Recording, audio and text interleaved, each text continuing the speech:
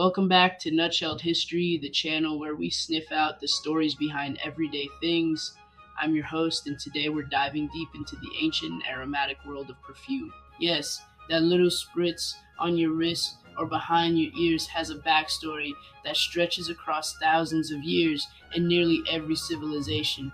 So get comfy and maybe light a scented candle because we are about to take a very fragrant journey through time.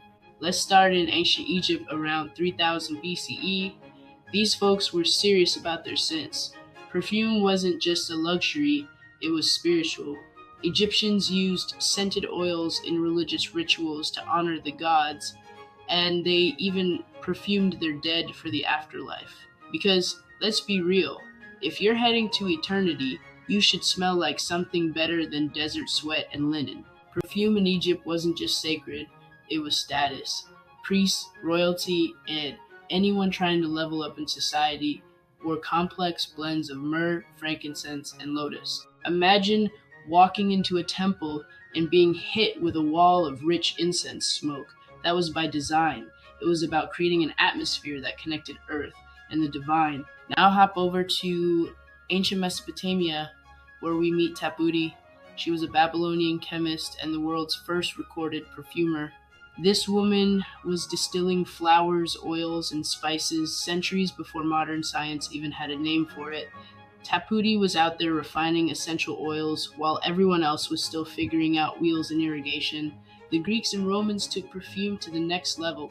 The Greeks wrote whole treatises about fragrance while the Romans bathed in it, literally. Their public baths were infused with rose petals and perfumed oils. They even had fountains that sprayed scented water. If you were Roman and rich, you probably smelled like a walking bouquet. Even their pets wore perfume. I wish I were joking. Meanwhile, in India and China, perfume was deeply tied to religion and medicine. Scents like sandalwood and jasmine weren't just pleasing. They were believed to balance the body and mind. Burning incense was a way to purify the air, connect with the divine, and maybe calm your cousin who won't stop arguing about astrology. During the Islamic Golden Age, perfumery became both art and science. The Persian scholar Avicenna revolutionized the field by inventing steam distillation. That's the process we still use today to make essential oils.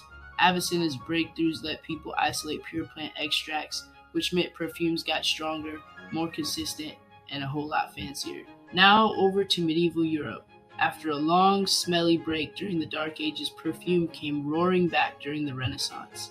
Clean water was still viewed with suspicion, so people turned to fragrance instead. Aristocrats in Italy and France wore scented gloves, carried pomanders, and even soaked their wigs in perfume. Personal hygiene might have been questionable, but the scent game was strong. And let's not forget the men.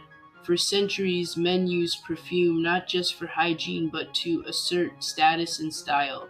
In 18th century France, men were known to douse themselves in citrusy colognes, which were believed to be both refreshing and medicinal. Think of it as early male grooming with a splash of superstition. Even Napoleon was obsessed with cologne. He reportedly went through dozens of bottles a month. The man marched on Moscow, but made sure to smell like bergamot while doing it. By the 17th century, the French town of Grasse became the perfume capital of Europe. It started with scented leather gloves, but soon blossomed into a full fragrance industry. Lavender, rose, jasmine, you name it, they grew it. Today, Grasse is still a powerhouse in the world of perfumery. Fast forward to the 19th and 20th centuries, and we hit the age of chemistry. Scientists learned how to replicate natural scents in the lab. Now, instead of needing 1,000 roses to make one tiny bottle of perfume, you could create that rose scent synthetically. This changed everything. Perfume became more accessible, more affordable, and more creative. Enter Chanel No. 5 in the 1920s, the world's first truly modern perfume. It mixed natural and synthetic ingredients, and it didn't just smell good, it had an identity, a brand, a mystique. This was no longer just a scent, it was a statement. And today, perfume and cologne are a global multi-billion-dollar industry. They're also a deeply personal part of how we express ourselves. Whether you wear a spritz of citrus every morning or keep a bottle of smoky oud for special occasions, your scent tells a story. Some people even collect fragrances like art. Others just want to smell less like their gym bag. And the gender lines, we're well past those too. Scents are for everyone. If a sandalwood vanilla blend makes you feel powerful, then you wear it. If fresh ocean mist gives you main character energy, go for it. Perfume is one of the oldest and most universal forms of self-expression. So the next time you spray a little something on your neck or wrist, just remember you are participating in a tradition older than writing. You're not just freshening up, you're connecting to a long, rich, aromatic history. Thanks for tuning in to Nutshell History. If you like this episode, share it with your favorite fragrant friend, and leave us a like and a subscription and maybe a comment that smells like lavender. See y'all next time on Nutshell History.